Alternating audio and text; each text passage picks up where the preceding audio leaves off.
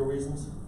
Okay, so let's crack on. So I've taught this at graduate level in Ireland, and I've been involved in social entrepreneurship activities as a mentor, and I've sat on a number of non-profit boards way back in time, which is part of this world.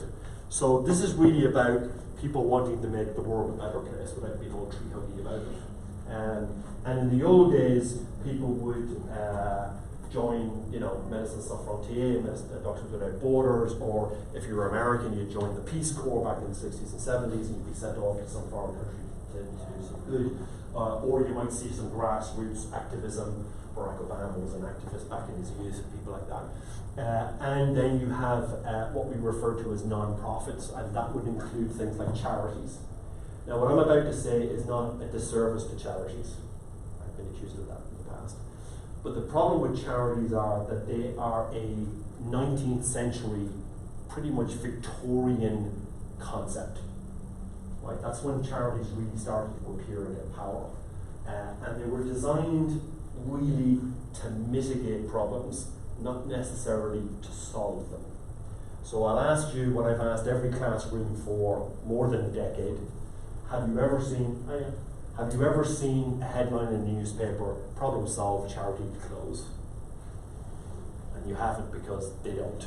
And now what you are seeing in the charity sector is an awful lot of mergers, because what's happened is a lot of duplicates have happened, and they've now realised that they shouldn't be doing the same thing in the same city or the same town, and it would be better to do it together. So they've gotten more efficient.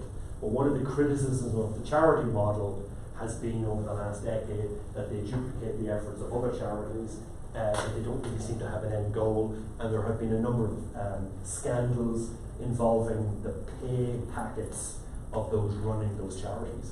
So, for example, when I worked in the US about 6 or 7 years ago, there was a big scandal to do with an organisation that helped veterans, ex-military people. And it turned out that 95% of the money that they raised was going on staff costs, right? And 5% of the money they were raising was actually going on stuff they were doing with veterans. And there's been a bunch of those in Western countries over the last decade, which is taking the shine off a little bit on some of the charities. But they are wonderful organisations that do a lot of good, but this is a little bit different. And what we're talking about is taking the entrepreneurship model, which kind of comes out of the late 60s, early 70s, kind of comes out of places like Boston and California, Silicon Valley, that idea of a startup and growing and having an impact, which for the most part means making money, selling products, floating on the stock exchange, the Mark Zuckerberg and people like that of this world, and taking that model and saying, can we adapt that model over to solve humanity's issues? And the short answer is, a lot of the time, you can. The same with innovation. Innovation was always seen as something that was done by the corporate sector or was done within a startup scenario. Can you take innovation in its purest sense and then transfer that over to try and be an innovative thinker about solving issues rather than doing the same old, same old? And that is one of the problems. We still have an awful lot of societal problems.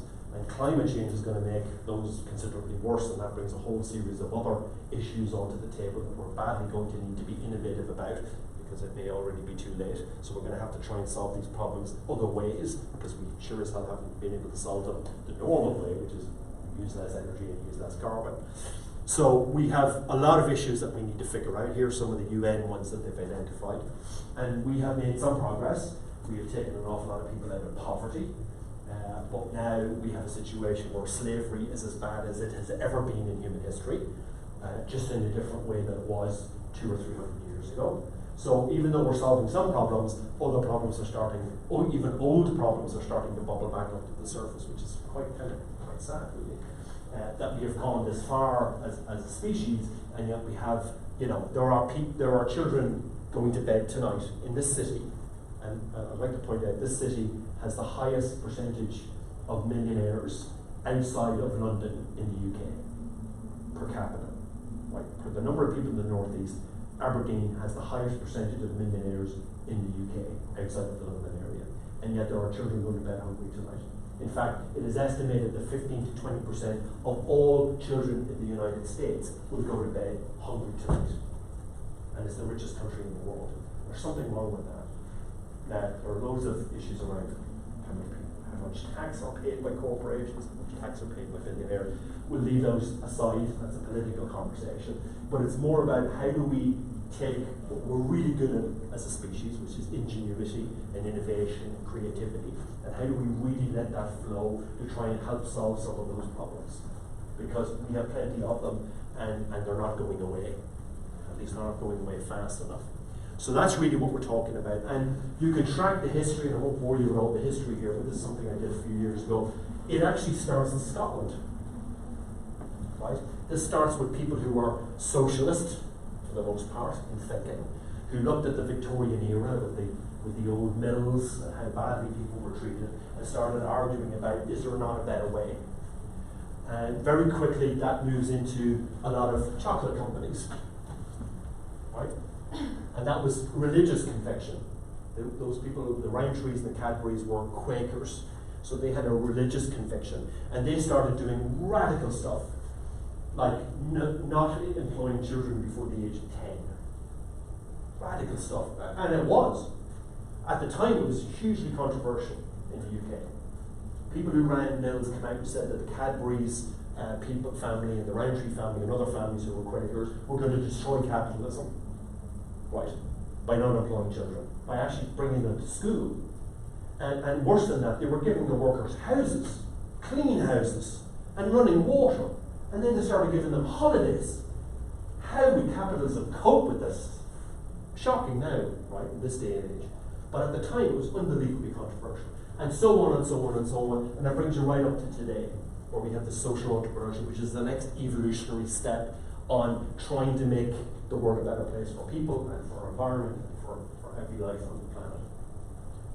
So let me give you an example. This, to me, is my own personal view. This, a lot of the time, is about breaking negative cycles. So I'll give you an example. Has anybody ever heard of the term recidivism? So recidivism means the percentage of people that go to jail for the first time that reoffend. Anybody any idea what that percentage is on average in most Western countries? And I only know the Western figure. I presume it's not different in other parts of the world. Those that go to jail, even for minor offences, you can come on in. Social entrepreneurship? You're right. Any idea what the percentage is? 90, 95%? So I make a mistake at 17. Right? Some of my friends, this isn't me by the way, but I'm giving you as an example. Some of my friends decide to rob a liquor store, rob a corner shop, and I decide to help them. So I drive the car, and I get caught, right? And I do 5 years and I'm out in 3. Right? It was a stupid mistake. I was young, I didn't know what I was doing. I made a mistake. I paid for it. I did time behind bars. I come out, right? I learned some stuff when I was in prison. I did a little course, right? And I go to this lady for a job. And one of the questions this lady asks me is, do you have a criminal record? And I say, yes, I do. And of course she hires me. Right? Of course. That's fantastic. You have a criminal record. That's wonderful. I was hoping you'd say that. We don't give them any chance. No chance. Now, here's the number for you. I don't know the UK number, but I'll give you the American one. And this is an average because it changes from state to some degree for a variety of reasons. Any idea how much it costs the taxpayer, because you pay for the prison services, or at least you will when you go out there and your parents are paying for it in your country or this country? Any idea of the average cost, on average, per prisoner of keeping somebody behind bars for a year in the United States?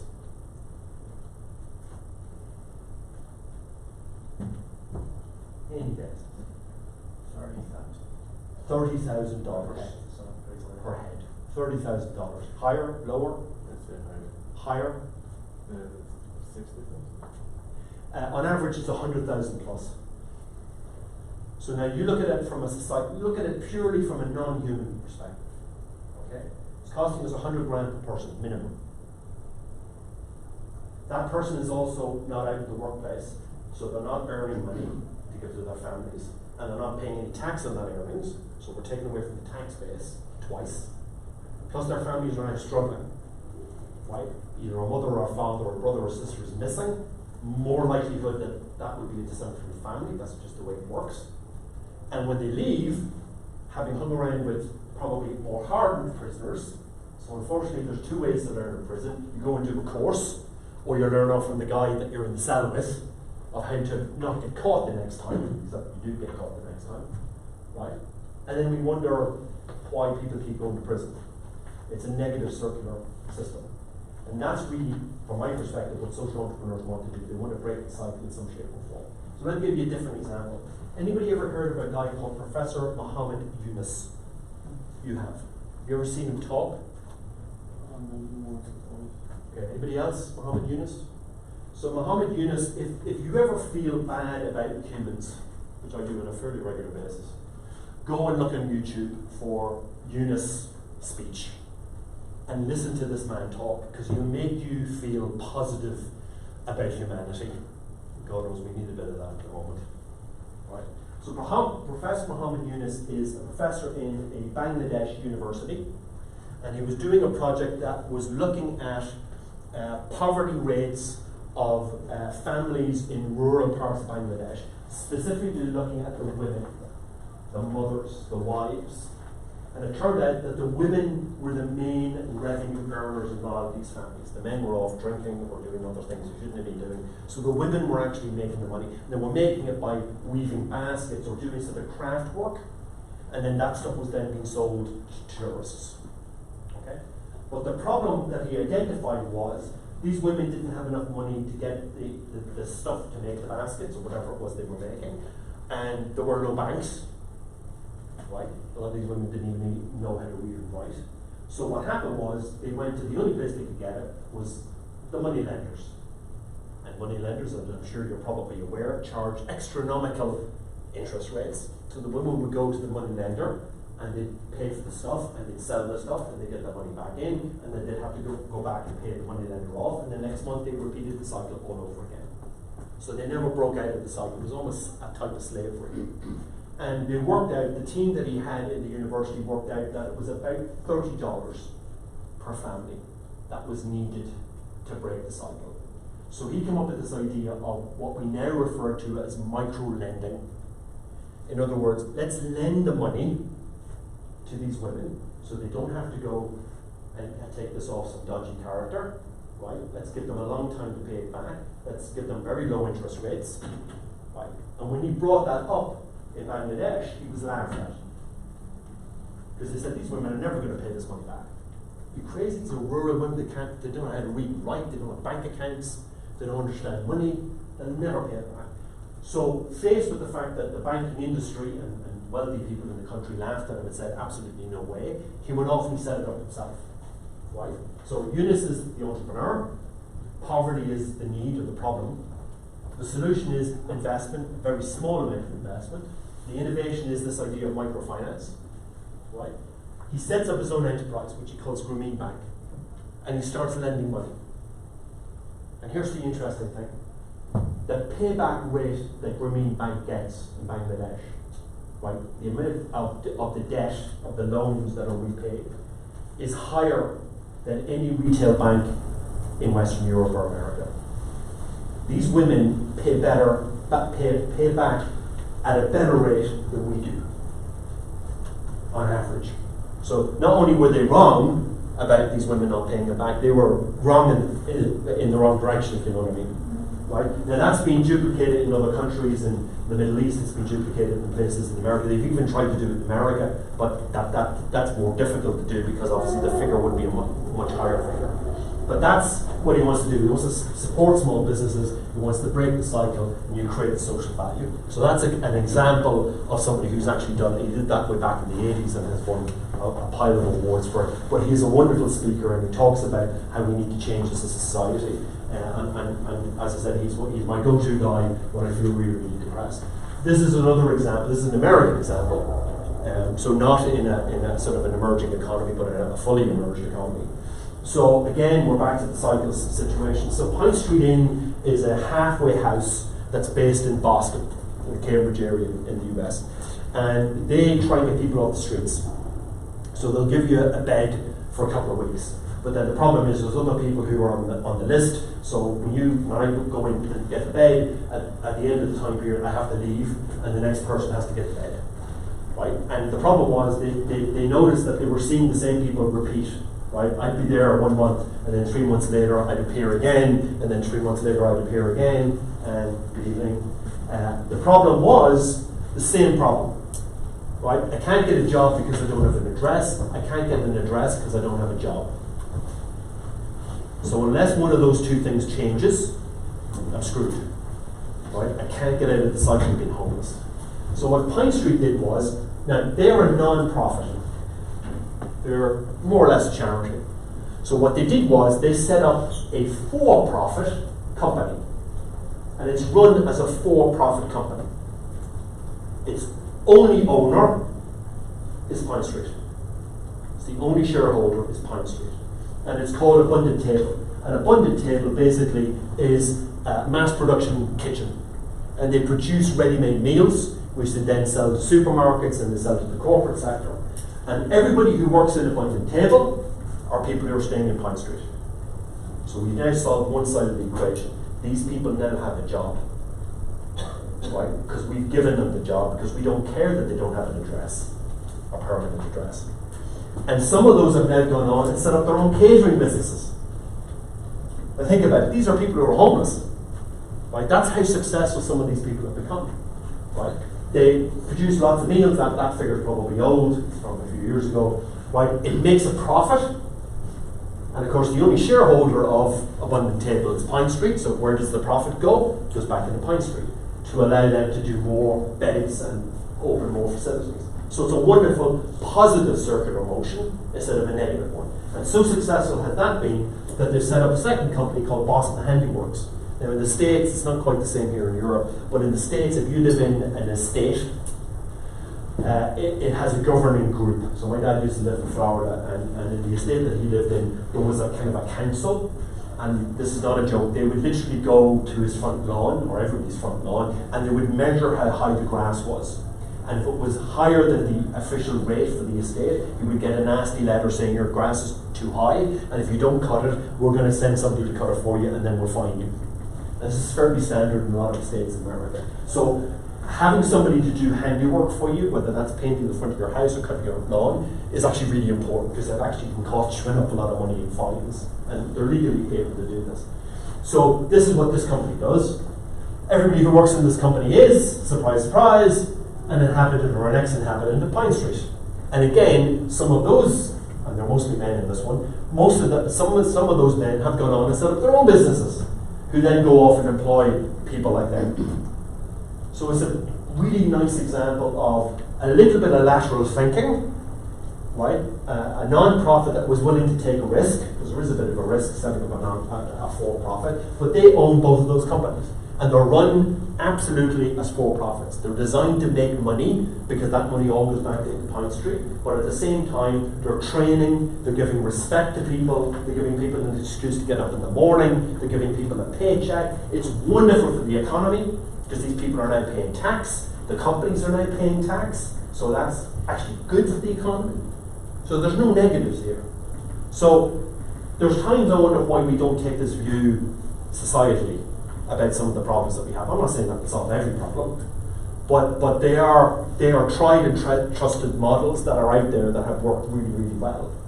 And there's an entire system around that now, around employment, that is designed for people that find it really hard to get into employment, ex-prisoners or single mothers or ex-drug addicts or whatever. And these kind of assisted programs actually have been quite successful in an awful lot of places. So in the old days we had these charities. A lot of them got grants. They would go to a rich person every year and say, I'd like my check this year, and the rich person would have the check over and they'd go off and do their stuff, and the following year they'd come back and do the same thing. Right? Some of them had grants and trading. So trading is not unusual. The for-profit bit is a bit unusual, but actually quite a few charities are doing. If you walk down the high street, you'll see them.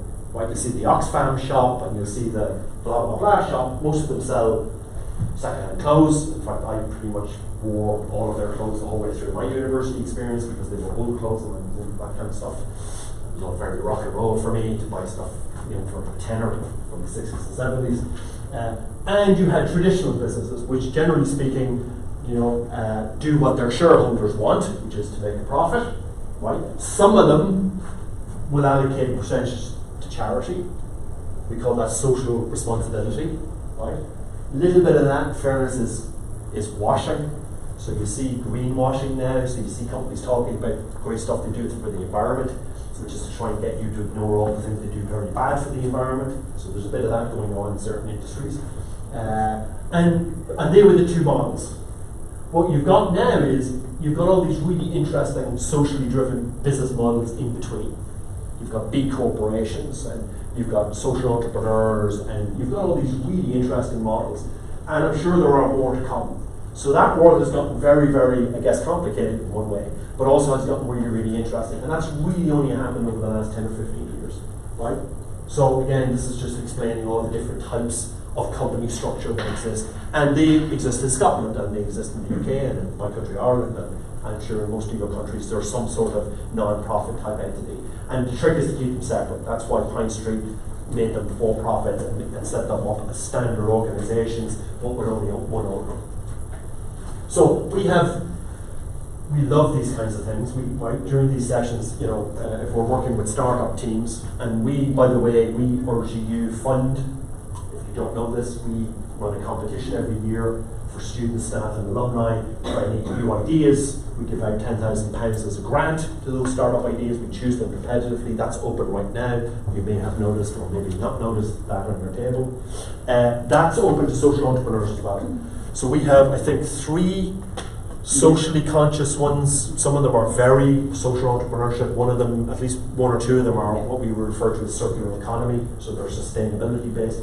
And those are what we call organizations that have more than one bottom line. So those of you from the business school should know what that expression is. So bottom line meaning profit, right? The bottom line of your financial accounts, where the amount of money you bring in needs to be higher than the amount of money you spend. Otherwise you go bankrupt, right? In the social sector, we generally refer to that as surplus, because a lot of people in the social sector don't like the word profit. It is a game of semantics, in fairness, but let's call it surplus, right? A double or a treble bottom line says, yes, we're interested in making a surplus, but we also want to have a social impact, or we also want to have an environmental impact, and there are lots of different ones. So that's a very different type of mission or vision for an organization than just saying we're a for-profit, period, right? So a lot of organizations now are in that part of social entrepreneurship. They have double or treble bottom line, and again, I would be a fan of those. And this is an attempt, and you can find these online. These are what we call business model canvases, and you can find these for social enterprises, you can find these for social entrepreneurship, and these are a way for us to help startup teams map this out. So we would use these up on the walls when we start the accelerator with the teams that get chosen this year in January, and that helps them figure out, and you use post-it notes, and it helps you work out what your business model is.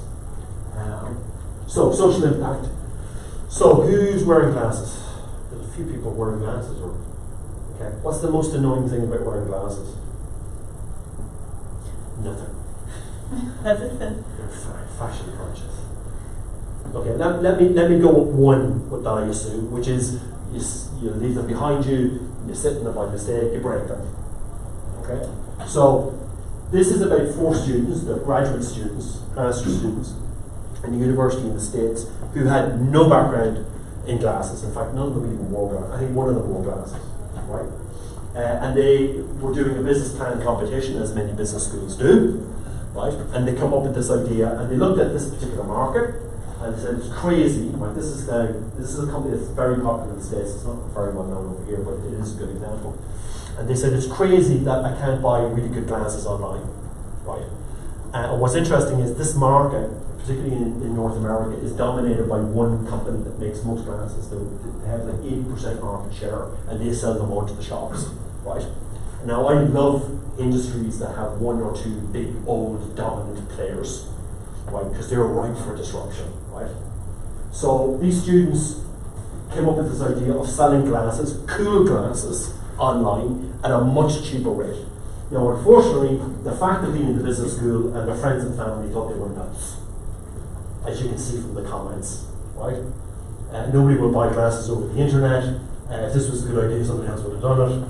That old chestnut.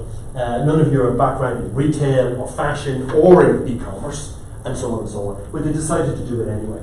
And they set up a company that called Warby Parker. I don't know if any of you have heard of it, but it's very popular in the States. And what they've done is when you buy a pair of Warby glasses, and they're relatively cheap. In fact, people actually will buy 6 or 7 pair with different colours and things to wear with different outfits. That's how cheap these things are compared to the old glasses. Right? They always wanted to sell it as a fashion accessory rather than as a thing I have to use to read something. Right? But what's really interesting is when you buy a pair, they give away a pair to people who can't afford glasses. It's a 1-for-1 model, and there's quite a few of these out there now. And they are a for-profit company, but they have a major social element to what they do. They want to help people who can't afford to buy glasses to actually get glasses, kids in poverty areas, adults who maybe have lost their jobs or whatever, and to help them, right? They don't have to do it. They didn't have to do it. Didn't need to be. They are for-profit, but they chose this double bottom line from their perspective. They chose it as a business model. Does it help them sell glasses? Probably. Right? People are more likely to probably pick them, in fairness. And there's no doubt that there's a little bit of that in there, right? But at the same time, it works because they're cheaper, they have really good designs, they have very good service, and they also have this additional element on top of it, right? And that really was part of the whole reason why they set up the company. They wanted to do some good and solve a problem that a lot of people had at the same time. And make some money into it, right? So it is very much about fashion. As I said, people often come back and buy more pair than they need because they're actually kind of cool and because they're relatively cheap. And every time they do, a pair of glasses goes to a kid or to an adult who just can't afford to buy glasses. So it's a nice one. And if you look at their mission statement, you'll see that it's actually embedded in their mission statement, right? It's actually embedded there. That's what they do as an organization. Right? It's not just something that is fly by night. It's built in. It's hardwired into the organisation from the beginning. And they're not the only one. Anybody heard of Toms? You can buy them here, I think. Can't you? Anybody own any Toms? You own a pair of Toms. Two people. What's wrong with the rest? So Toms is the same thing. And Toms got in a little bit of trouble a few years ago because they sell shoes based on a South American design. That's where the idea originally came from. The guy who set it up was traveling and he saw these types of shoes and realised they could be made relatively cheaply. And they give away a pair to somebody who can't afford shoes, particularly children in South America. But they got in trouble because they kind of missed a bit of a trick, and that was they were manufacturing those shoes in America, in the United States. And people were like, hang on a second, you really should be manufacturing in the country where the designs originally came from, so that you're actually creating jobs for the parents of the kids whose shoes that you're trying to supply. Then maybe they wouldn't need your shoes. So they've actually shifted a lot of the production now to South American countries to some make up for that. I think you kind of missed the trick with that one to some degree. So as I said, I'm not going to go through this in detail because it was just burning your head out. But this sector already exists. It actually employs quite a lot of people in Scotland. It employs a lot of people in Ireland, in the UK. It employs a lot of people in America as well. One of the issues with social enterprises of the old school is they tend to be small. So very few of them have been able to scale. We talk about scaling in the entrepreneurship space, the ability to take an idea and take it out of your region or out of your city to grow it. And that's been a traditional problem with sort of old school quasi-charity social enterprises. And that's one of the things that these organisations are trying to do now is a lot of government policy. There's a UK policy, there's a Scottish policy, Ireland has one, the Americans have one as well, around trying to figure out how to scale this stuff. And again, these new social entrepreneurs, who tend to be young people for the most part, are really starting to change that sector by bringing this new thinking and the new tools and skills from the entrepreneurship sector over into the social sector to try and solve some of this problem. So it's really about trying to do good, right? But do good in a formulatic way that allows you to do it at scale and over time and to make it sustainable in itself. So you're not having to go to some rich person, because that's how a lot of these do it, the philanthropy we call it, by going and getting a check off somebody every year, but actually hardwiring this into a business type format and at the same time. Right? So, Problems are technically opportunities. So this is kind of weird, and again, the older school social enterprise people get very uncomfortable when I start talking about this stuff. But that's the reality, right? So what's happened over the last 20 years, I don't know if you guys in the business schools do bottom of the pyramid. Do you do any of that stuff? Bottom of the pyramid theory? Okay, so this came out from a very well-known marketing guru about 20 years ago, and his argument was you can make money off poor people, in a nutshell, right? And it turns out he was right. So what was happening was the big corporations, right, the ones that you buy in the supermarket every night, and actually most of the things you buy in supermarkets are basically owned by 6 companies. Right? They may have a different brand name, but if you actually look at the back, it's really about 6 or 7 companies dominate most retail products. Okay, it's scary how much concentration there is in what we buy in a supermarket. He basically started selling this as consultancy to these organizations, and he proved that you could make money from really, really poor people in emerging economies. Right? So this bottom of the pyramid stuff has been around for quite a while, and I have to say, having read an awful lot about it and dealt with some of this in the past, it does make me feel slightly queasy at times. And I'll give you an example. There was a very well-known company that you probably are buying your shampoo from today. We'll say who they are. And they did a piece of work, bottom of the pyramid analysis of the Indian subcontinent. And they worked out that Indian women in particular were using other types of kind of homemade stuff to wash their hair. And they worked out that they could sell a small vial of shampoo to these women at a price point that these women would be willing to pay for. So they did a massive campaign in India saying, oh well, you really should wash your hair like Western women.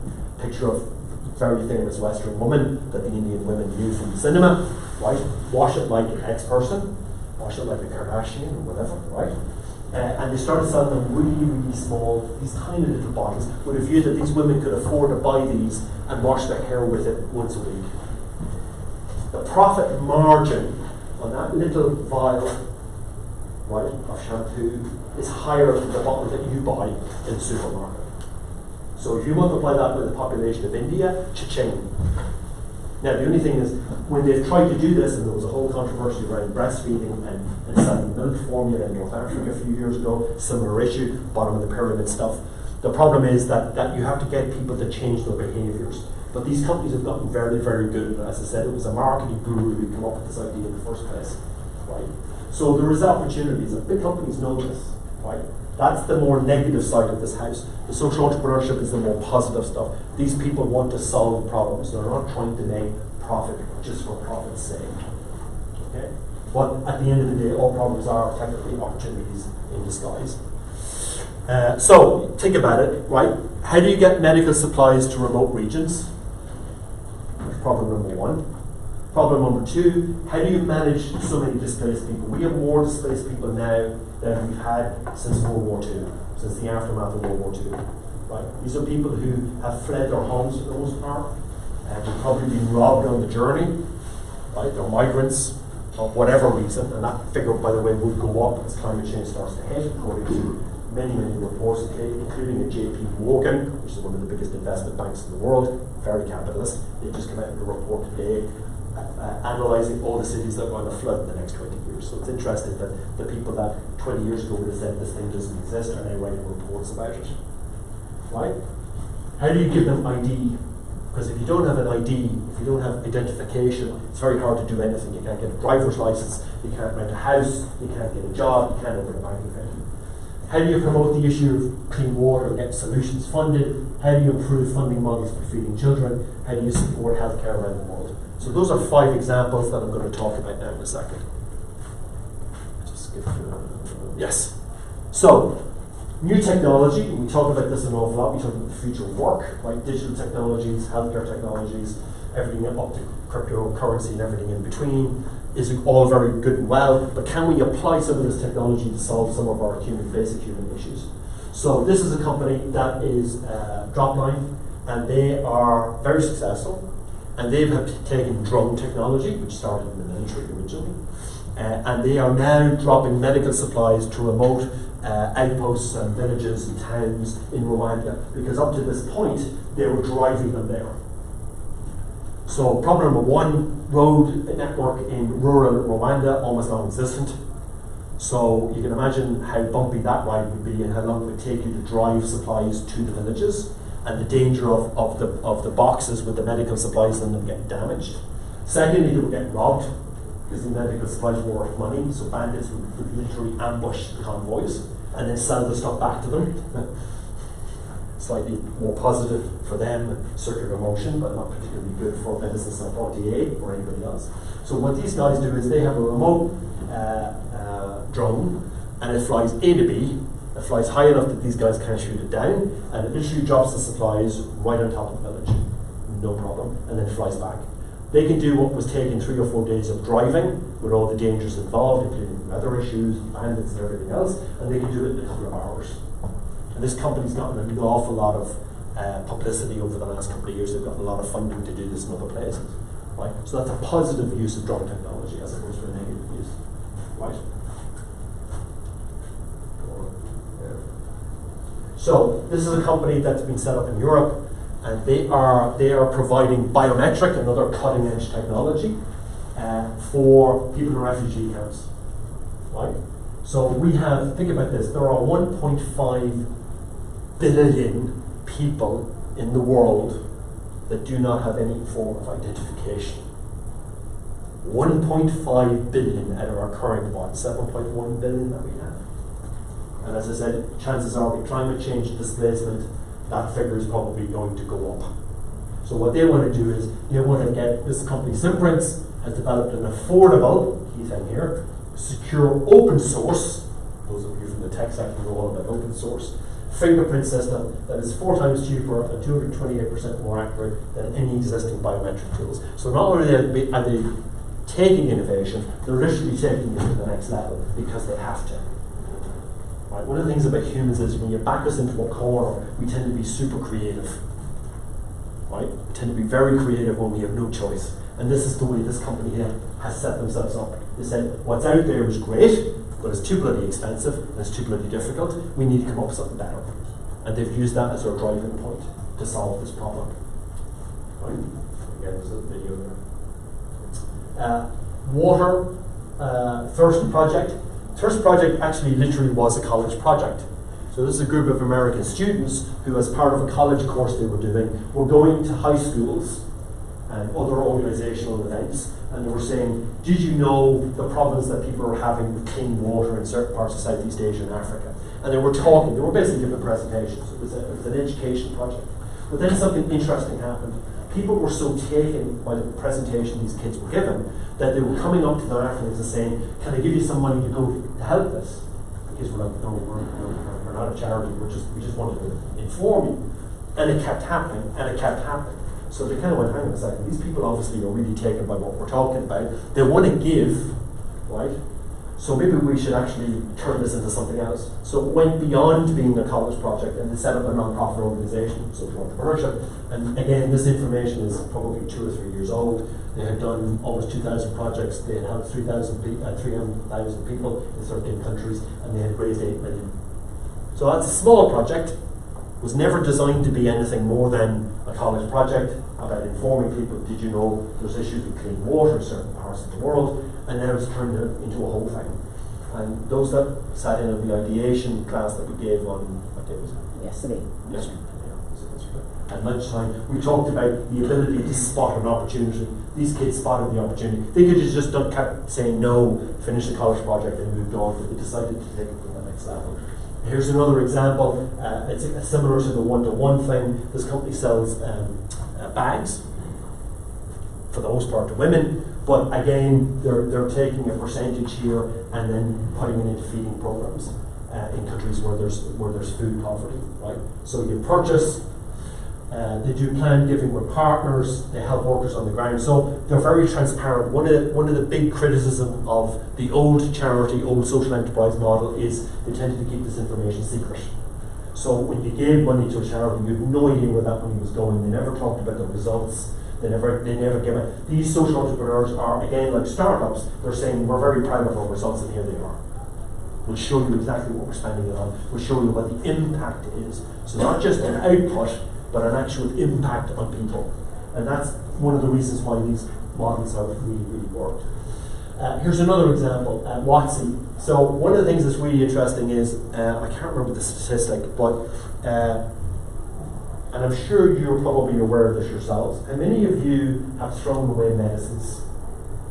So you get sick, you buy medicine in the pharmacy, or the doctor gives you a script for medicine, you take half of it, you start to feel better, you don't use the rest of it, and then at some point when you're moving apartment or moving house, or you're doing a clean out, you find something that went off 2 years ago, and it goes in the bin. Happened? Right? This happens at phenomenal levels in the United States. Right? Literally hundreds of thousands, if not millions of prescriptions that are never fully finished.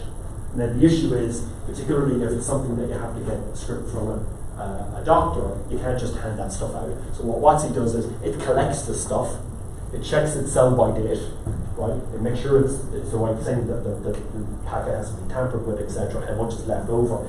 And then they collate the stuff, and then they give this out for free to people who can't afford prescriptions. Because if you've got certain diseases, certain issues, the pharmacy companies charge an awful lot of money for this stuff, particularly if they are what we call minority diseases, so not diseases that a lot of people have. Those figures tend to be really, really high. So a lot of people who are down on the luck literally can't afford medicine. So this company collates it, right? So it doesn't go into a landfill, right? And it actually gets a use. You're going to throw it away anyway, right? So it's a nice positive circular motion that actually helps an awful lot of people. It means we don't have to dump all of this stuff that God only knows where. It doesn't sit in your mantelpiece for 3 years until you decide to throw it out, because you can't even remember why you bought it in the first place. So it's a very positive way. There are companies, organizations doing this with food as well. So, because we are awful at throwing out food. And I'm pretty sure every single person in this room has thrown food out at some point in the last couple of weeks, because you forgot about it and you looked at sell-by date and it's now growing some green thing that wasn't meant to be there because it's been in your fridge that long.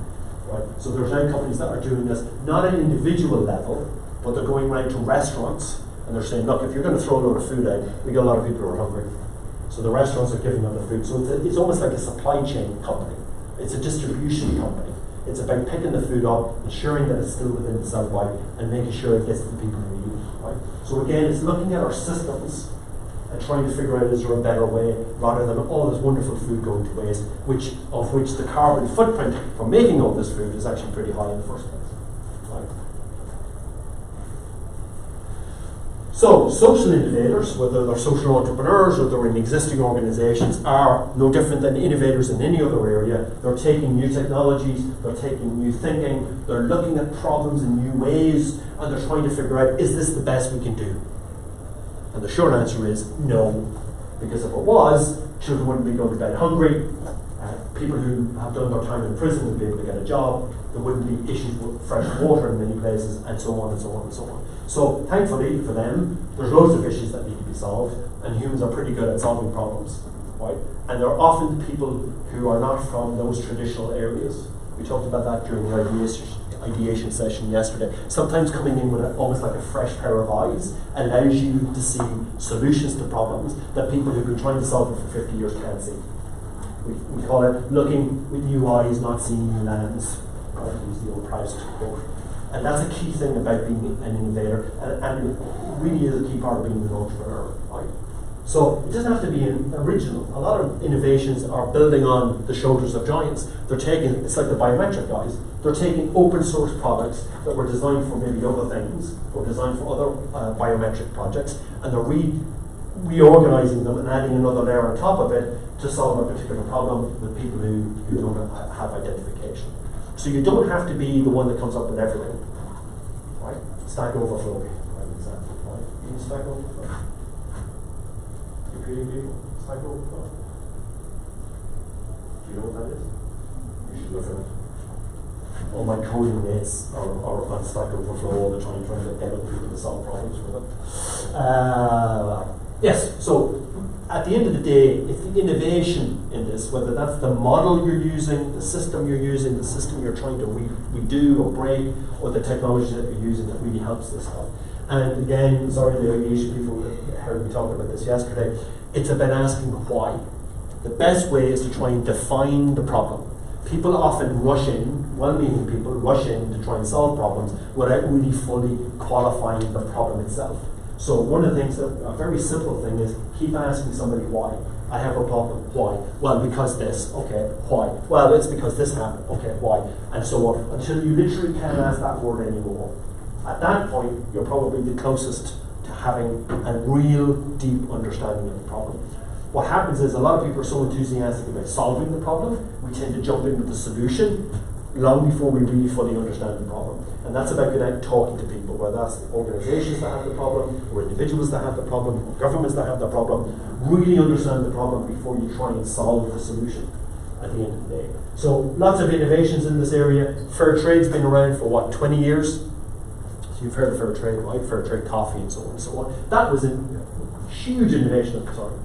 Identifying the farmers and giving them a fair deal was actually revolutionary back when it happened sort of in the 80s. Right? Microfinance we talked about. There's now socially responsible investing. So a lot of people are very uncomfortable about putting money into stocks that maybe are connected with tobacco companies or weapons manufacturing companies. And companies have gotten so big, they often own a division that does that stuff. So you buy the shares or you put money into a shareholding that buys shares in different companies. You may inadvertently be investing in that. These are actually incredibly popular, and actually for somebody who buys a socially responsible shareholding, they're doing really, really well in the market as well. So this is a nice, easy way for wealthy people to basically do the right thing, if you like. We talked about supported employment. That's the prisoners and other people who can't get those jobs, the homeless people. Well, that's a very key area. It's one that I'm very fond of. I was involved, all right. We used to help out with the company, the CEO of a company that did supported employment back in Ireland. And we already talked about using new technology. So these are some of the key trends that have come through, and I'm sure you will come up with your own trends and figure out other things. Some of this innovation is actually relatively simple. We don't have to go biometrics. We don't have to go open source technology, right? I don't know if you're aware, but if you ever see people, unfortunately, sleeping rough, and you see this in the States an awful lot, like places like Central Park, they cover themselves in newspapers. And that's because newspaper, turns out, is actually a very good insulator against the cold. Okay, so they'll just grab a little roll of newspapers out of bed and cover themselves because they don't have a blanket. So one group of people in Canada said, let's take this to the next logical level. So they produced a series of coats, jackets, that were like puffer jackets, but they filled the inside of them with no newspapers. So they literally took it to the next logical step, and they gave them out because what was happening in certain parts of Canada, Canadians in the room? Okay, you don't want to be in certain parts of Canada in December, outside, because it gets really, really cold, right? So what was happening was homeless people were dying.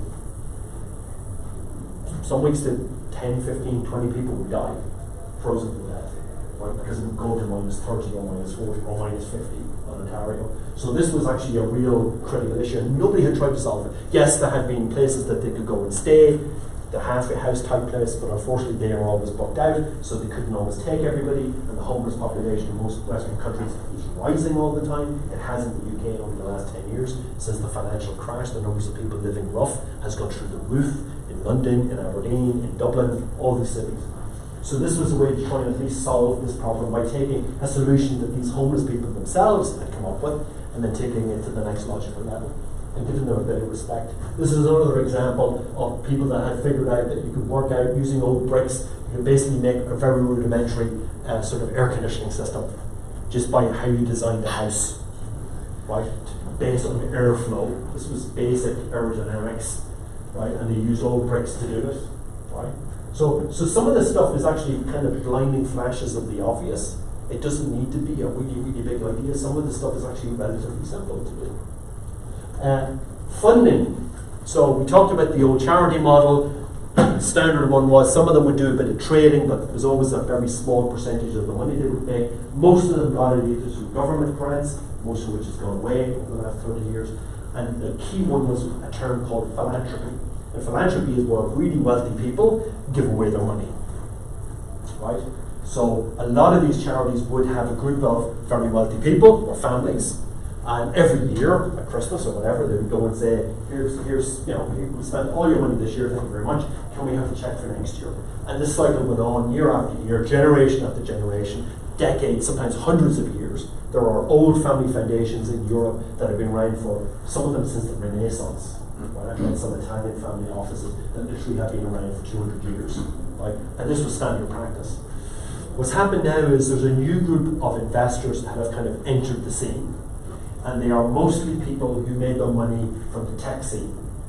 They are ex-technology entrepreneurs who sold their company or floated it on the stock exchange. They've done 3 or 4 startups. They're worth $500 million, and they're bored. That's the honest truth. And they kind of feel a little bit guilty. They really didn't pay an awful lot of tax on any of this stuff. So they've now moved into the social sector, right? But they've brought some interesting thinking with them. So in the old days, I as the philanthropy would hand you the check every year and say, good luck, have a good time, do lots of good things, not really interested in what you spend it on, come back and see you in a year's time. These new investors are a whole other ballgame, because what they're doing is they're going to these older social enterprises, charities, and they're saying, yeah, so here's what we're going to do. You're going to have a board of directors, right? Now a lot of these organizations have boards. I've been to some of these meetings, right? They are full of well-meaning people. That's one of my colleagues in Dublin who's in the social sector refers to them, right? They mean well. They have absolutely no understanding of what a board of directors does. Because as a board of director of an organization, a functioning organization, right, you are technically in charge of that organization. A lot of entrepreneurs don't understand that. A lot of entrepreneurs think they run the company. I'm 51% of the company, it's mine. No, it's not, because you have a board of directors. Steve Jobs, founder of Apple, significant shareholder in Apple, fired by Apple. Fired by the board of Apple. This gets a lot of entrepreneurs in trouble because they think as CEO and founder and majority shareholder, they get to run things. Your board of directors actually runs things from that perspective. And a lot of the people who are on boards of older organizations don't understand the fiduciary part of that. I'm not going to bore you with all the legality, but you are technically responsible for the functioning of the organization. So these new VCs, these new venture capitalists, these social venture capitalists came in to these organizations and said, I'm going to give you loads of money, but you're going to have a board that me and you are going to choose. They're going to be the right people. They're going to help you run the organization. If I don't like it, you're gone. You're going to have quarterly meetings. I want to see key performance indicators. You want that? Key performance indicators. Right? We're going to agree on your objectives. They're all going to have numbers. And I want to see the numbers at the end of the year. None of this we did good with people. Right? That's not good enough anymore. And this scared the living daylights out of the social sector. This was all new language for them. You know, I'm going to be held accountable. They really weren't being held accountable for the most part. It wasn't their fault. Nobody ever asked them. Right? The rich philanthropists never asked them for this stuff. These new VCs, these younger people with the money, they wanted to run it like their own sector, the for-profit sector was run. And that radically changed things about 10 years ago. Right? Radically changed things. So I'll give you an example. It was a funder of mine in Dublin as well. Anybody ever flown Ryanair? So Declan Ryan, who's the paterfamilias of the Ryan clan, who are worth a lot of money. Declan Ryan set up a a social enterprise organisation in Dublin, and he called it One, after the U2 song, right? And I knew One very well. I knew the CEO very well. And on day one of One, Declan said, "This organisation is going to exist for exactly 10 years. 10 years from today, this organisation is going to close down. Here's 100 million. Spend it on the right stuff." So they became a funder. They became like a venture capital company for the social sector. But when they put money into these organizations, they were very strict. They only gave it for a certain period of time, after which these organizations had to be self-sustainable. They had to do it in certain areas. They had to show certain results. They wanted a one person on the board. They wanted the board reorganized. And lo and behold, at the end of the 10 years, true to his word, exactly on the same date, that organization had spent 100 million, had all of the results from the organizations that they had funded, and it shut down. And that's an example of this new generation of funders. So the good news is there's way more money to do this than there has ever been before, and that figure is going up every year. The bad news, if you want to take it that way, is you're going to be asked for an awful lot of stuff. You're going to be asked for the same stuff that a for-profit startup, the next Facebook or the next Google would be asked for. You're more than likely to be asked for that stuff. So if you're really into it and you wanted to see results, that wouldn't scare you. But it is very different than the way this stuff was being run 10, 15, 20 years ago or historically, right? And they have different types of funders, have different motivations. But as I said, the philanthropy, the pure old school philanthropy model is kind of dying out, and they're moving more over to this idea of, I want to get a result, I want to run this the way the commercial sector runs it, whether you're commercial or not. And I frankly don't think it's that bad of a thing.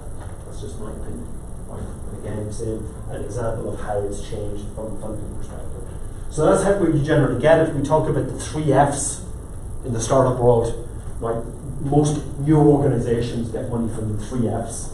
Friends, families, fools. Right? Because putting money into any early stage anything is a little bit dodgy, because you may never get it back, hence the fool's part. So your friends give you money, your family gives you money, and then somebody who really believes in you, who may be foolish, believing in you, gives you money.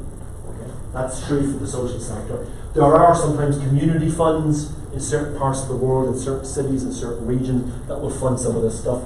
Your own countries probably have it as well. We have the rich people, what we call HNWIs, high net worth individuals, or philanthropists. Sometimes you'll see national foundations or governments will fund this, but again, based on the neoliberal model that started coming through in the 1980s, governments have really moved away from funding social stuff. They're trying to privatize it almost, they're trying to give it out to organizations to run it for them, whereas they used to run it themselves as part of government. That has really changed over the last few years.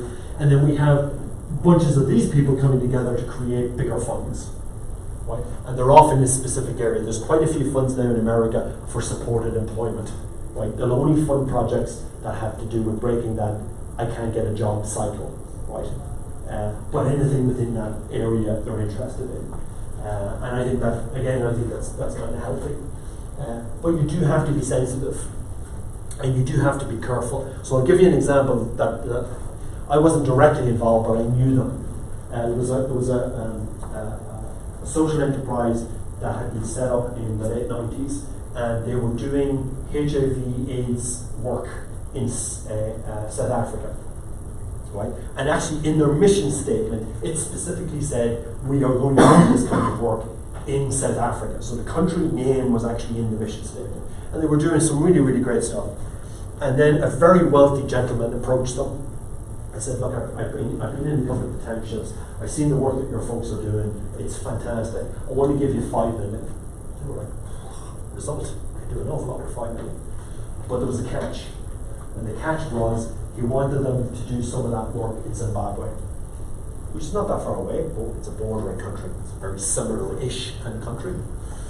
And the board spent a lot of time, the management team spent a lot of time thinking about it. I don't know, but it's specifically, we were designed to do this in South Africa only. I don't know if we really want to do it.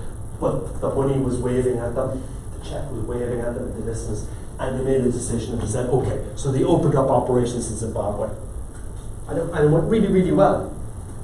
Fast forward 3 years. The $5 million was spent. The philanthropist had moved on to something else, where he'd done his bit and he'd moved on to some other project somewhere else. And this organization had 2 operations, one in South Africa and one in Zimbabwe, and it always broke them. Because they were never designed to do it. It was what we call mission creep. Right? That's why sometimes when people teach, start your own business, they tend to skip over the mission part, like it's not that important. Written properly, it's really important because it is the anchor by which your organization should be run, frankly. Right? You can have a whole conversation about mission statements and vision statements, which is for another day. But it was in their mission statement, and they broke it. Now, sometimes you want to do that on purpose, your organization evolves, you want to change things, but they did it for the wrong reasons. They did it for that one check. And unfortunately, it ruined them, frankly, it ruined them. So you need to be careful. Money is great, but they usually come with caveats of doing something else for the philanthropist, There's earned income. Again, we know that social enterprises and charities have been earning income for a long time. They have these trading shops in particular.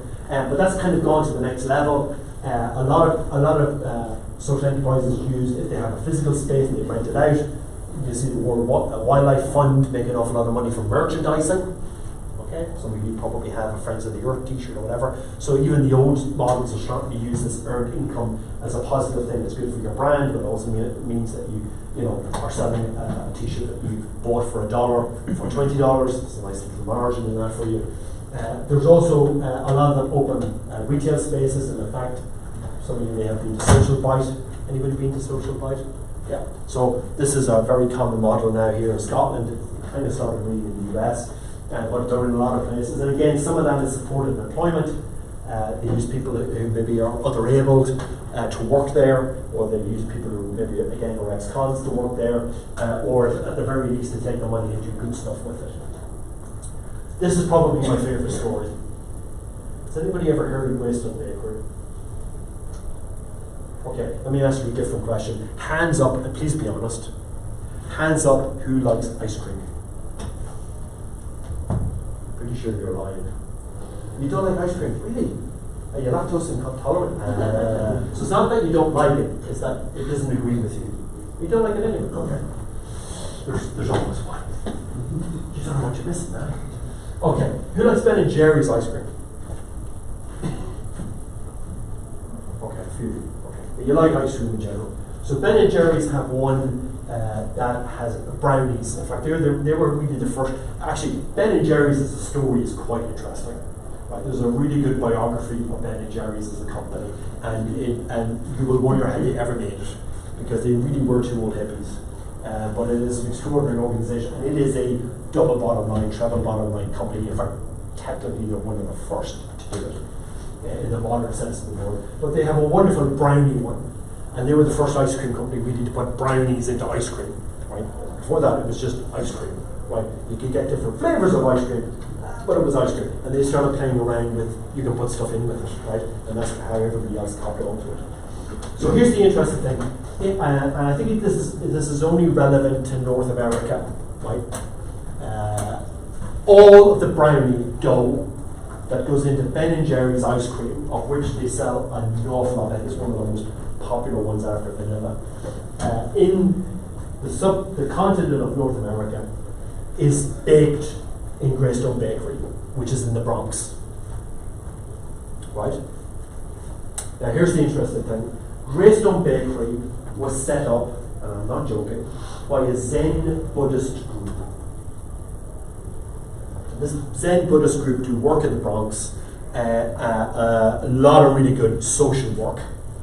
And they set up Greystone Bakery as a for-profit. So we're back to the model we started tonight with, right? A non-profit social organisation owning a for-profit. It has a CEO. Her job is to make money. So it's run as a standardised, old-school, full capitalist entity. And it makes profit. And all of that money goes to the Zen Buddhists, who go off and do really good stuff in the community. Okay? But on top of that, almost everybody that works in the bakery, and it's a fairly substantial organisation, most of them have done time. Most of them have been behind bars or have serious issues in terms of getting a normal job. Most of them are ex-cons.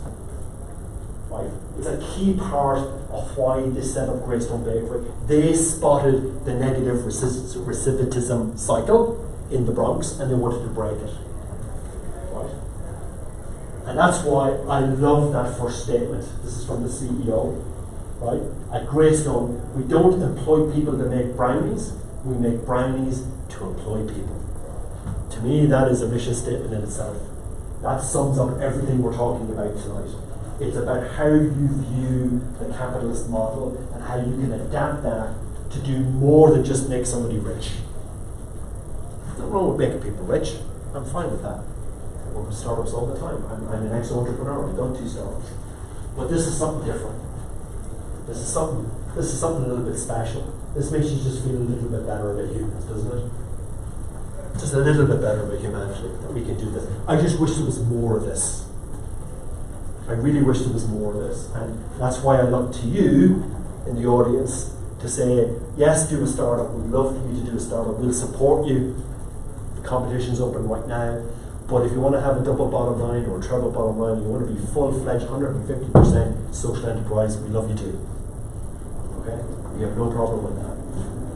And there are loads of those out there. And as I said, Speedpack is a company in Ireland that I helped out the CEO with a number of times. And he did stuff. They don't employ people who are been to jail. They employ people who have mental health issues, where they literally can't do an 8-hour or 5-day-a-week job. They just can't cope with that kind of environment, that pressurized environment. So it's set up really uniquely in terms of the kind of work that they do. And what they actually make there is something that's actually very difficult to make, at least now, by machine, and that's Rosetta's. So, anybody know where Rosetta is? So, anybody here into horse riding, or? No, really? Okay. So when horses or dog shows or cat shows or anything like that, when an animal wins something, or a cow at an agricultural show, they put this kind of big, bright, shiny thing on them. That's called a Rosetta. That's what this company makes. They're one of the biggest Rosetta makers in Europe. They ship all over Europe. And that actually has to be done by hand. It's actually quite a talented thing to do, the way it's designed. It's actually not easy to do by machine. And that's what they do. That's one of their product lines in this particular organization. Love Speedpack. Great product. This is another example. This is a social enterprise, and what they take is all those. Anybody own a coffee machine with granules? Okay, what do you do with the granules when you're finished? Out there in the recycle bin, maybe. Okay, chances are, yes, no. Okay. The moment you put it in the recycle bin, of course you do. What they do is they make coffee cups, which I think is wonderful. Right? They actually take the granules, they figured out a way to reconstitute it, and they literally make coffee cups out of coffee and sell them. Right? Wonderful. Right? This is what we call upcycling. So you've heard of recycling, which actually a lot of the time is not at all good for the economy or for the environment.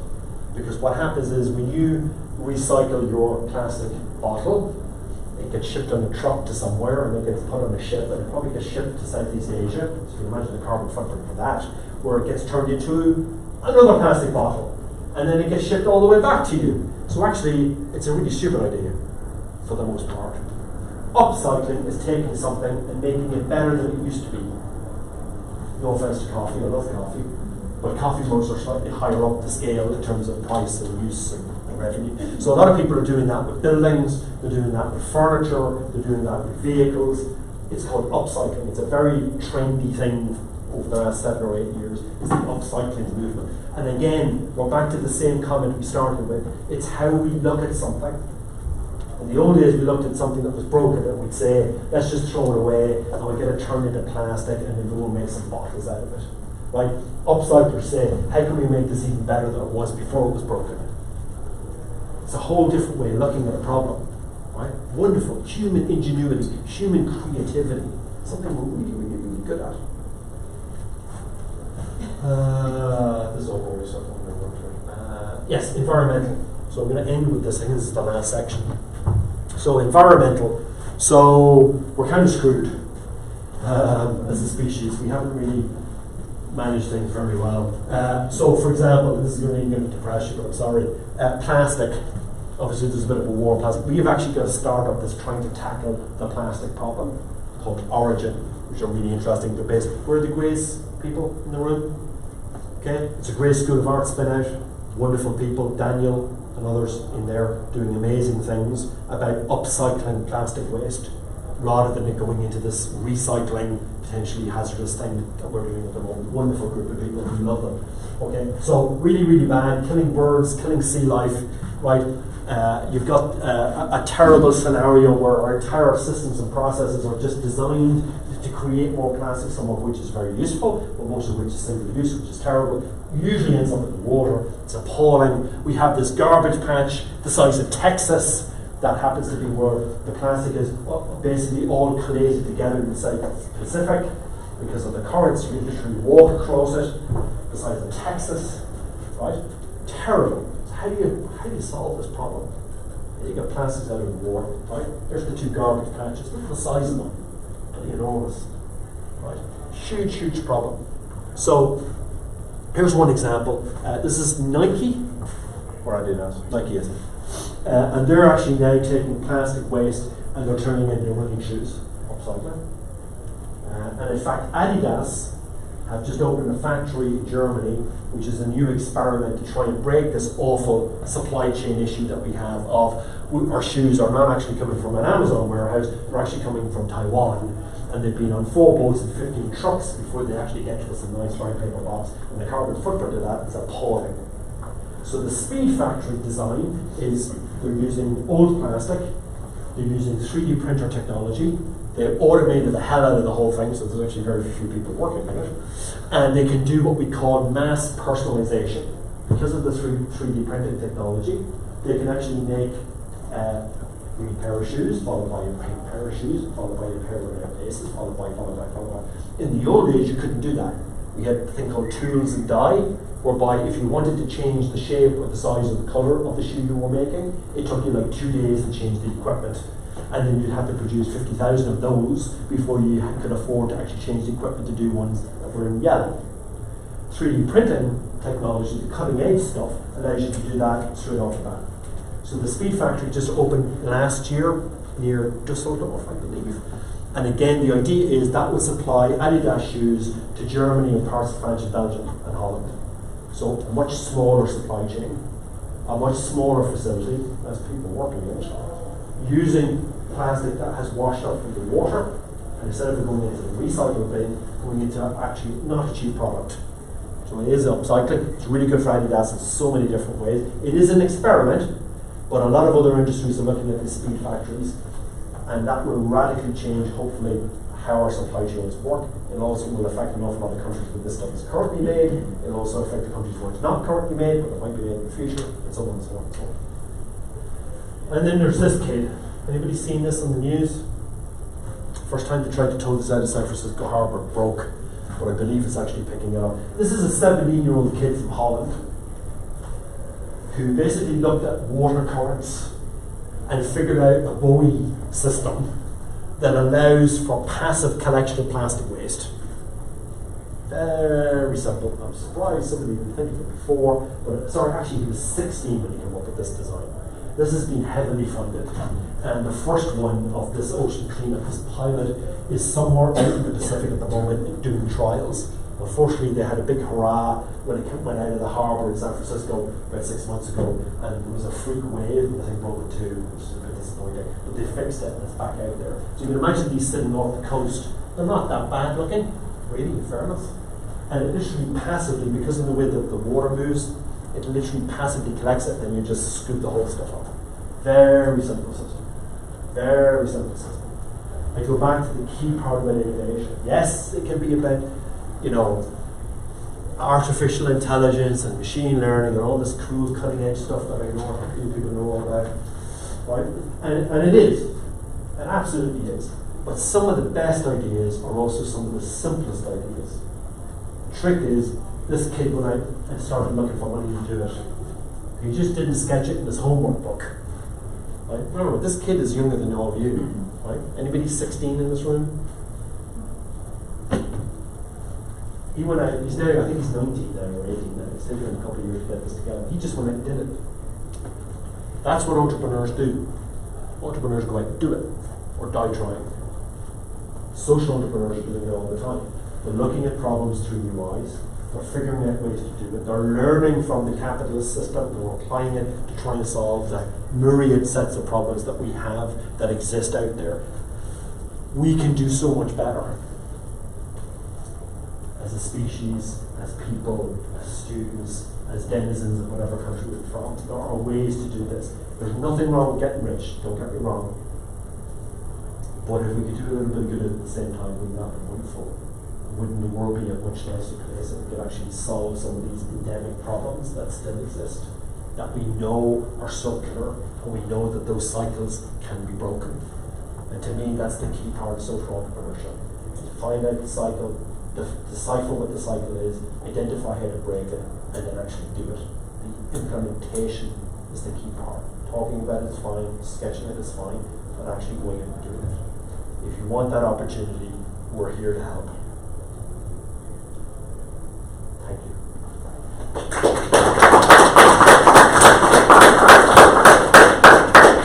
Any questions, or is it pub time? It is Thursday night, right? I lost count, it's Thursday. Yeah. A traditional student going out night still, or has that changed? No? Really? Nobody's going out partying tonight? Wow, in my day that was the night. I mean, the weekend started at 4 o'clock on Thursday, isn't it? Is anything surprising before you all run off?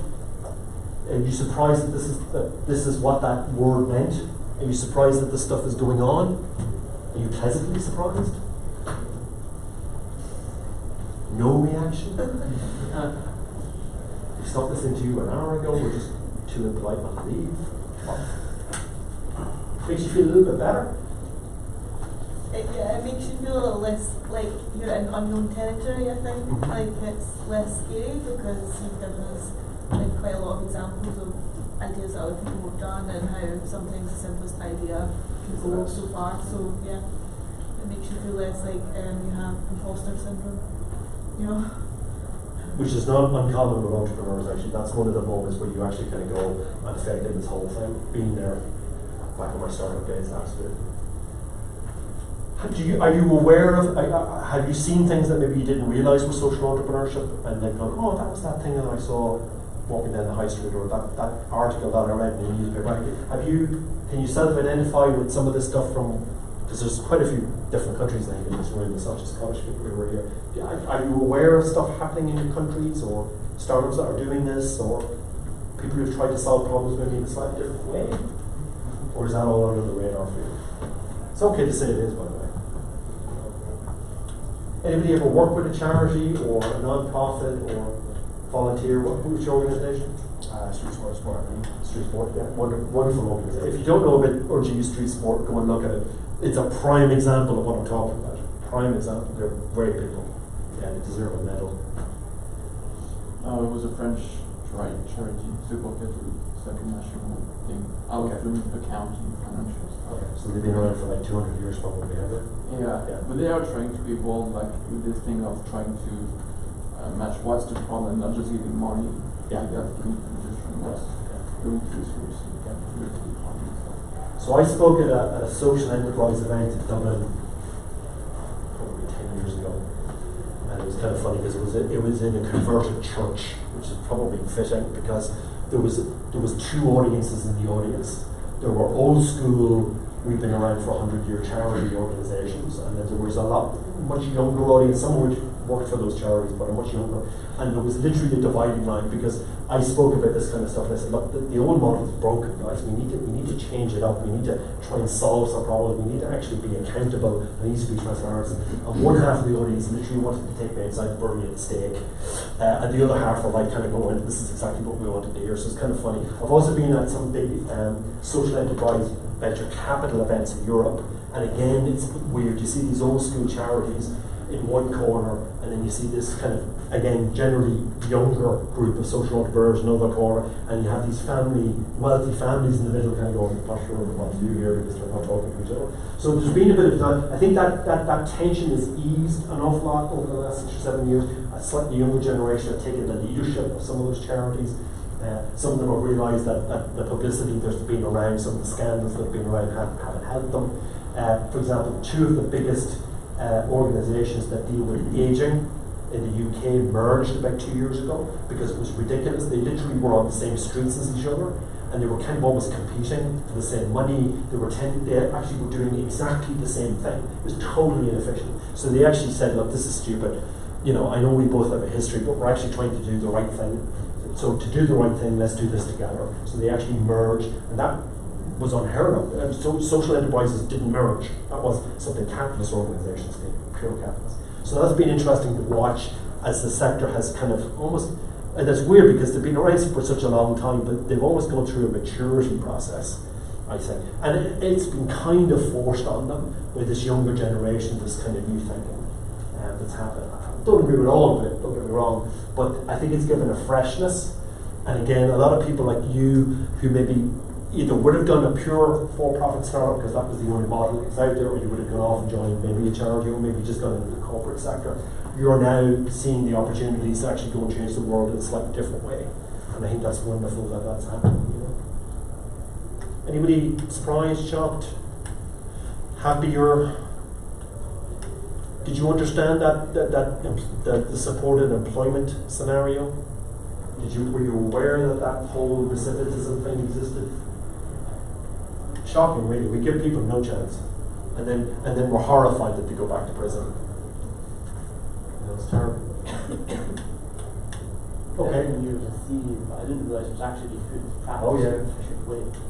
That's definitely not something I knew that was actually going on. One of the organisations that won Declan Ryan supported in Dublin did exactly that.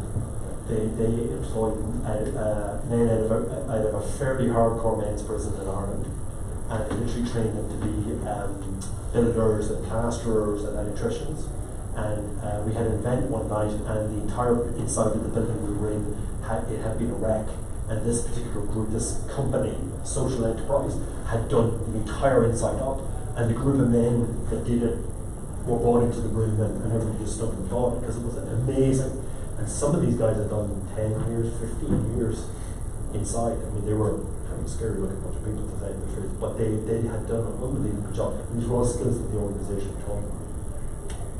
So how is it they kind of like, I guess this is a stupid thing, but how is it they can get to that point where they can actually get into like the obviously theories, opportunities? I mean, surely it doesn't work for absolutely every single person. No. So what's the story?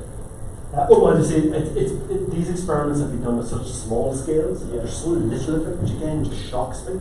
I mean, surely if it's costing you 100 grand a prisoner, Yeah. it would be in the interest of the government to go, do you know what? Maybe we should try and do something a little bit different.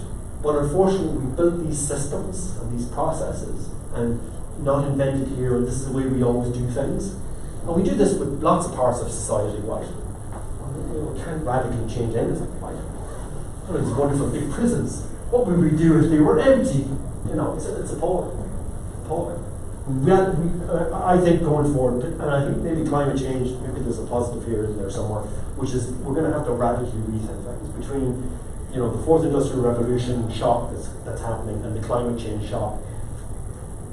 We are looking to you to really start to rethink things badly, because unfortunately my generation started taking power. I'm Gen X, I'm proud of it. My father's generation really didn't give a damn for the most part, and the world is not meant to be a good place. We're going to have to rethink it. But we have the tools to do it.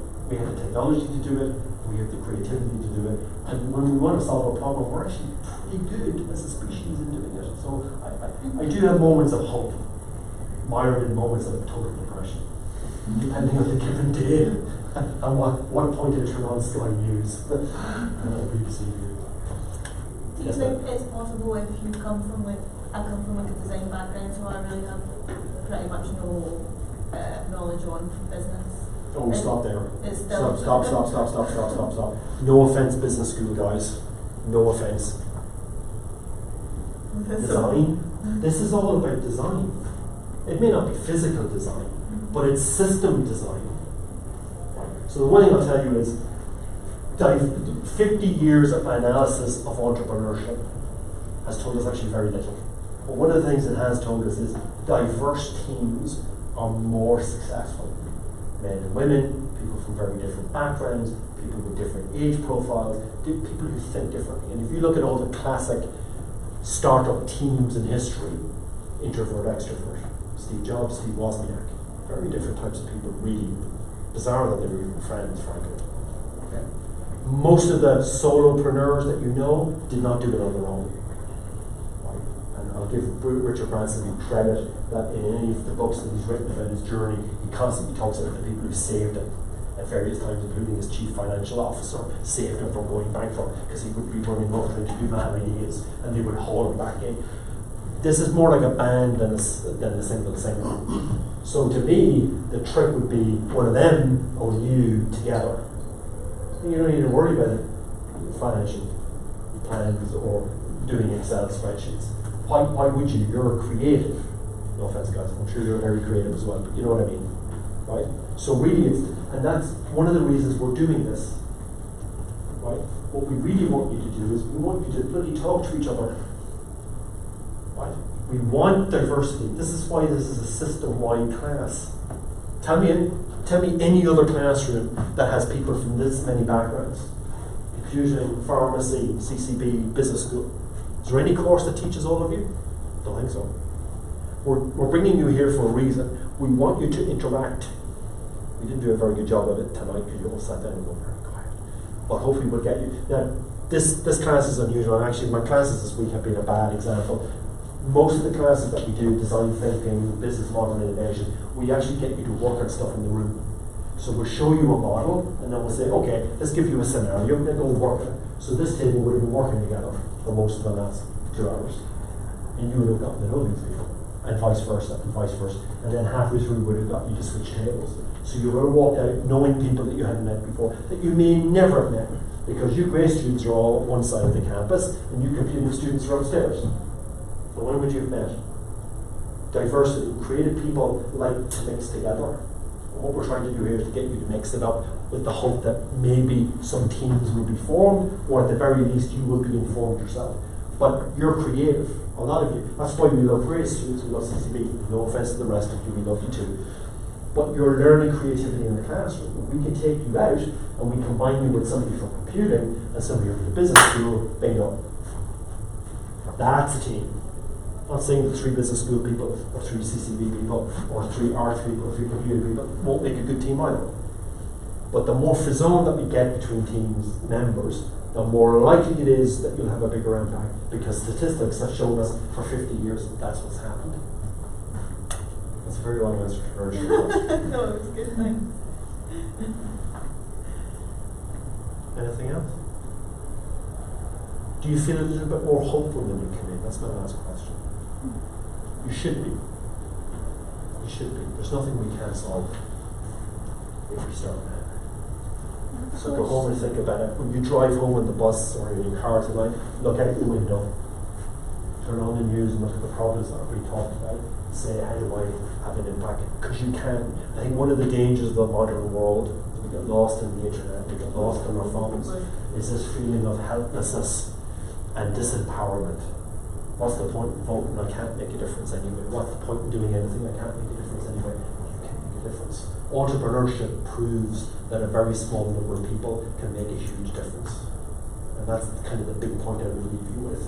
Feel enfranchised tonight as a group of people. Like whether you do it today or tomorrow or this year or in 10 years' time, understand that very small numbers of people change the world. They do it for good, they do it for bad. Tonight was about doing it for good. So have that self-belief in yourself. That 16-year-old kid is not special, other than the fact that he decided to do it. It's the implementation that's the key. It's the making the first step is the key. We all have really, really good ideas that are not worth a damn. It's going out and trying to do it. And even if you fail, you'll learn so much. I did 2 startups in my life. The first one raised just over $1 million. This is 20 years ago when $1 million was $1 million. Right? Failed spectacularly. I very occasionally have a repeat nightmare that I've had for 20 years about that particular project. Right? That's how stressful it was at the time. Second startup, because that's how stupid I was. I went from one disastrous startup and I decided to do another one. That one actually worked out pretty well. I got a check at the end, I had to buy an apartment building thing. Third time's going to be a charm. Right? I learned the most from the first one. I didn't realise at the time. It took me 10 years before I could get over the horrific period that I went through to look back and say, you know what, I actually learned an awful lot. And I've been lucky that I've been able to impart some of that learning onto the startups that I've been working with in Ireland, in the US, in the Middle East, and now here. What I did wrong and what I learned from the process. Have a great evening. And remember, you can change the world. Don't let anybody tell you you can't. Okay, thank you very much. Much appreciated.